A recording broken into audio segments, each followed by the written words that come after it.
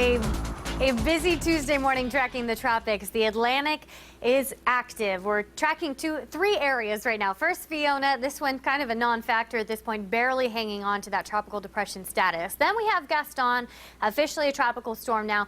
And I'll get to that in a second, but first I want to focus on Invest 99L because this is the one that has the potential to affect us in the coming weeks. So we're going to zoom in here right now. Invest 99L has a 60% chance of development over the next 5 days. So that might not seem like a great chance. Right now it's facing some dry air, and that's the reason why it's slowing down. That tropical development is slowing down because of the dry air, a lot like with Fiona. But once it gets past that development will really speed up, and that's not necessarily a good thing because our forecast model tracks bring it pretty close to us. So this is the storm that could potentially affect us here in Florida. The East Coast, it looks like a couple of forecast models bringing it right to the East Coast. The Bahamas also going to be affected by this, Puerto Rico. So this is a storm that we are definitely keeping our eye on. Right now, winds at about 35 miles per hour, so it's pretty close to that depression status. We're going to have to really keep our eye on this moving forward as it does continue to track west-northwest. Now we'll get to Gaston. This is a tropical storm now, not going to affect us though. So although this is a strong storm with the potential to become a hurricane even by